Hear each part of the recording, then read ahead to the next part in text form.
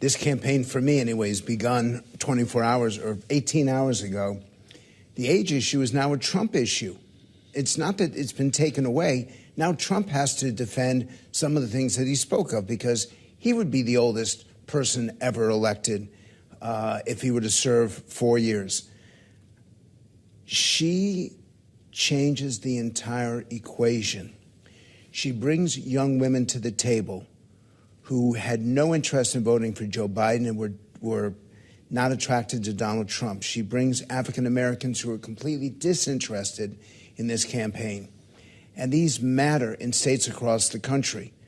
I wrote just 72 hours ago that unless things dramatically changed, it was going to be Trump, that you can now pretty well declare him, because not only was he winning the swing states, but he had the passion, the energy, the intensity of vote. Every Trump supporter is going to be a Trump voter, for sure. And that was not the same with Biden. Now that it's Harris, everything changes, and I can't call it. And I can't wait for that debate. And by the way, I will pay money. I will seriously donate $10,000 right now if ABC News hosts that debate and you let me sit in the studio. I will pay $10,000 to ABC News' or Bloomberg or I was going to say, I'd like to host that debate. Frank, what about me and Joe? Yes, I'd love you guys to do it, because at least I could get into the building, because that would be the most just contentious debate ever. These two candidates don't like each other, don't respect each other, and have no hesitation to express it. We're going to have the most negative campaign in the history of American politics, and I want a front row seat. So this turns the race completely here, in your view. Kamala Harris has been beset with low favorability ratings. She has been laden with a difficult portfolio. Until recently, the abortion issue has played in her favor based on some of our polling, as opposed to the border. Americans think they know Kamala Harris. Do they actually? What will they learn about her in the weeks ahead? She has the chance to redefine herself. Everything starts fresh. So start from scratch. You start from scratch, and how she presents herself. I brought this up yesterday, the laughter that she would use, and I was criticized for saying it. Why is it that women get yelled at for laughing? Well, the fact is, in so many interviews, back to back to back, you can see it on YouTube, this is what she does when she gets asked a tough question. That's number one. Number two is she wouldn't go to the border for month after month after month.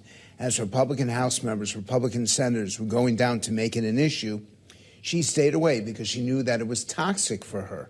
Number three, she never created a separate identity from Joe Biden. And number four, quite frankly, she went through staff pretty darn fast. And that tells you something about the character of an individual.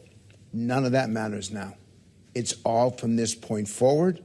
She has the chance to redo herself. And you can see by the $50 million raised in one day in small donations how significant this decision was.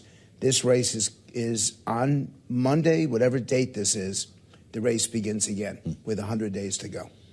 Well, I wonder here how high the bar is for her, because we've talked so much during this cycle about double haters who didn't want Trump or Biden, or the Nikki Haley primary voters who were decidedly not voting for Donald Trump even after she had abandoned her presidential campaign. How easy is the conversion from a double hater or Nikki Haley voter to potentially a Kamala Harris voter? It's not easy, but it can happen. And what's particularly important in this is that the numbers are so small. There was only 4% undecided before Harris became the likely Democratic nominee.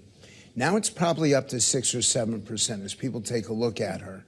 You don't have to swing that many voters to create the 270 electoral votes. And the states that mattered before matter now. Pennsylvania, Michigan, Wisconsin, those are the 3 states that are truly in play. And those states, this is why I think that Governor Shapiro from Pennsylvania would be, in my mind, the obvious choice for the Democrats, because that takes Pennsylvania off the map, and that gives potentially Joe Biden the election. I want to ask you. Kamala Harris. And by the way, how many times will people make that mistake over the coming days? Sign me up. Muscle memory is a hard thing to fight. This is so true. We'll keep dating our checks here with Frank Luntz. The question about process I want to ask you about. because there's already this idea of a smoke-filled back room, even though it's the vice president of the United States, and whether the Democrats should have some sort of mini primary or some sort of nominating contest that makes it feel like she was vetted. Donald Trump on Truth Social, they stole the race from Biden after he won it in the primaries, a first. These people are the real threat to democracy. He's saying that Democrats have rigged the race again. How do they make this appear like this was not some sort of a deal? Because it's a coronation. It is a deal, then. But it requires someone to say, I want to run. It requires a Wes Moore who came out in favor of her. Right. It requires a Cory Booker. I've not heard from him yet. It requires some of these other potential candidates. Gavin Newsom came out for Harris. Someone needs to stand up and say, we need this vote. The only one who's done so at this point is Joe Manchin, and it's unclear whether or not he will run, and Manchin is too conservative for the average Democratic delegate. Well, he told CBS today he's not running. So then it's just Marianne Williams and I guess no one else at this point. And she got, what, 1% of the vote in the primaries? So this would have been an argument 24 hours ago, but if there's no candidate, then there's no election, and this issue goes away. As we consider the other side of the aisle here, Donald Trump, and now a Trump-Vance ticket, because he had to make this selection of who his vice presidential nominee was going to be before all of this went down. What needs to change for two white men as they compete against potentially a woman of color? How can they attack Kamala Harris without being vilified for it in some sense? Well, they will be, but that doesn't mean it matters. So they just treat her like they treated Hillary Clinton in 2016? It worked for Trump. We forget that. When Trump was elected, she was not, even though she got more popular votes. I think that people are aware of it. But in the end, if you're a working class voter, and more specifically, if you live paycheck to paycheck, you're going to ask yourself, which one of these people know my circumstance and which one of these people can fix my circumstance? It's 25% of the electorate working paycheck to paycheck. The candidate that has the best agenda for those people and seems to empathize with them and understands them. J.D. Vance comes from them. That's who he was. And his language is actually better than Donald Trump's in speaking to them. It's not necessarily inspiring to the corporate community, and particularly the people who watch this show. This is a very educated and a wealthy audience that you have. This is not a J.D. Vance audience. This is not a Donald Trump audience.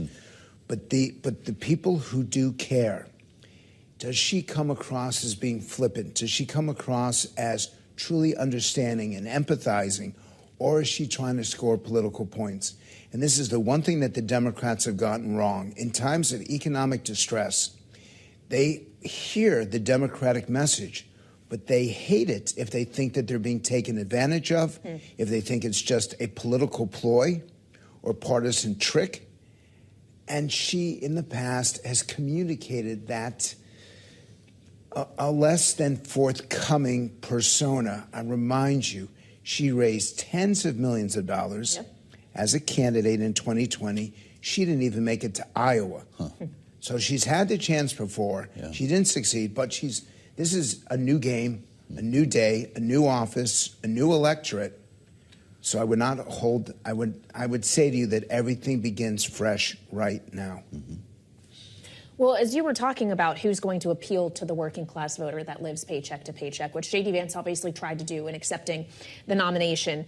He, of course, grew up in Ohio, but his family was from Kentucky. And we heard from the Kentucky governor, Andy Beshear, about that notion when he spoke on MSNBC's Morning Joe earlier today. This is what he said.